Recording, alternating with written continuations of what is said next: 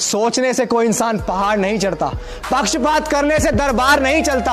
और हमारे देश की हकीकत तो यह है साथियों कि यहां पे बिना दलाली के और साथियों जिनमें दलितों की खबर आ जाए ऐसा कोई अखबार नहीं चलता, ऐसा कोई अखबार नहीं चलता कि हम उस देश में रहते हैं जिस देश में रिश्वत चलती है, जहां नेता मौज उड़ाते हैं और जनता भूखी मरती है, महिलाओं का बलात्कार होता है, दलितों को बहुजनों को लॉकडाउन की आड़ में मारा और पीटा जाता है साथियों।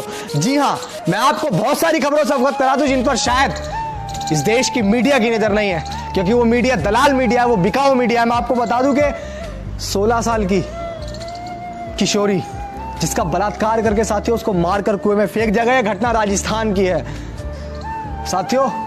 बहुत सारी सरकारें कहती हैं कि हम दलित हितैषी हैं, हम बहुजन हितैषी हैं, हम गरीबों के हितैषी हैं, लेकिन कहां वो हितैषी पना चला जाता है जब बहन बेटियों के साथ बलात्कार होते हैं, जब उनके साथ कार्रवाई नहीं की जाती है, जिन दोषियों ने ये काम किया है उनके साथ कार्रवाई नहीं होती। कहां चला जाता है उनका वो, कहां चली जाती है उनकी वो हमदर्दी। साथियों घटना राजस्थान की नहीं, घटना मध्य प्रदेश की भी है, जहां पे एक 5 महीने की गर्भवती महिला के साथ बलात्कार किया गया साथियों। और वहां जो शिवराज सरकार है उसकी कानों पर जू नहीं रेंग रही है। क्यों? क्योंकि ये सब दलाल है। अगर यहाँ पे बात किसी श्रवण जाति की महिला की होती, हम तो कहें कि महिलाओं के साथ उत्पीड़न करने वाला व्यक्ति कोई भी हो, महिला किसी भी जाति या वर्ग की हो, महिला महिला होती है, उसके साथ होने वाला दुर्व्यवहार होता है, तो आरोपी को जाति देखकर मैं समझता हूँ बचाया नहीं जाना चाहिए, या जाति देखकर किसी के उत्पीड़न को कमजोर नहीं करना चाहिए। बात साथियों मध्य प्रदेश की भी नहीं है, बात कानपुर की भी है। कानपुर के अंदर एक दलित परिवार को, बच्चियों को, महिलाओं को, माताओं को, बेटियों को बड़ी बेरहमी से दबंगों ने आकर पीटा, सिर्फ वो इसलिए क्योंकि वो शेड्यूल कास्ट से, वो दलित समाज की महिलाएं थी। आप सोच रहे हैं कि ऐसे हालातों में भी जहां देश लॉकडाउन में है, लोगों के पास खाने को पैसे नहीं है, रोजगार नहीं है, उसके बावजूद भी इस तरह की घटनाएं लोगों के साथ हो रही है, कहां से कैसी चीजें होंगी। मामला यही नहीं रुका, एक और घटना, 22 प्रतिज्ञाएं लिखवाने पर सुल्तानपुर के अंदर शादी के कार्ड पर एक बुजुर्ग व्यक्ति ने बाबा साहब अम्बेडकर की दी हुई 22 प्रतिज्ञाएं लिखवाई, जो उसका संवैधानिक अधिकार था, कॉन्स्टिट्यूशनली उसका अधिकार था। उसकी वजह से साथियों किसी के एफआईआर पर, जो मैंने ट्वीट भी किया था, किसी की एफआईआर पर उसको उठाकर साथियों जेल में डाल दिया गया। कहां है देश?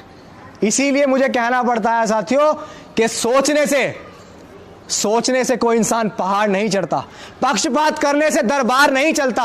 और हमारे देश की हकीकत तो यह है साथियों कि यहां पे बिना दलाली के और साथियों जिनमें दलितों की खबर आ जाए ऐसा कोई अखबार नहीं चलता, ऐसा कोई अखबार नहीं चलता। आज अपनी खबर, अपने उत्पीड़न के लिए आपको खुद खड़ा होना पड़ेगा साथियों। ये जगह जगह की तमाम जो घटनाएं हो रहे हैं वो इसीलिए हो रही हैं क्योंकि कहीं ना कहीं इसका निचोड़ निकल के आता है कि आप बाबा साहब अम्बेडकर की मूवमेंट को नहीं जान रहे हैं। सोचिए साथियों, वाकई हम उस देश में रहते हैं, इस देश में रिश्वत चलती है। यहाँ लॉकडाउन की आड़ में अगर कोई ठेले वाला अपनी रोजी रोटी चला रहा है तो उसके ऊपर कार्रवाई की जा रही है, लेकिन अगर कोई पैसे वाला व्यापारी अपना व्यापार चला रहा है तो वो पैसा देकर खूब अपना अच्छे से धंधा चला रहा है, लेकिन उसके साथ कोई कानूनी कार्रवाई नहीं, कोई कानूनी कार्रवाई नहीं। अगर कोई गरीब व्यक्ति ने गलती से मास्क नहीं लगा रखा है तो उसके साथ कार्रवाई है, होनी भी चाहिए। लेकिन अगर कोई पैसे वाला व्यक्ति उस गलत काम को करता है तो क्या कानून वाकई सबके लिए बराबर है? मुझे नहीं लगता कि कानून सबके लिए बराबर। आप देखिए रोडों पर निकल के क्या कानून सबके लिए बराबर है? चोरी चुपके से पैसे देकर प्रशासन को लोगों की चीजें चलाई जा रही हैं। अरे हम तो कह रहे हैं अगर संपूर्ण लॉकडाउन है तो सबके लिए बराबर हो, और अगर नहीं है तो सबके लिए नहीं हो। चाहे वो नेता हो, चाहे वो अभिनेता हो, चाहे वो कोई भी हो, चाहे वो देश का आम नागरिक हो, लेकिन सबके लिए कानून बराबर होने चाहिए, पक्षपात नहीं होना चाहिए।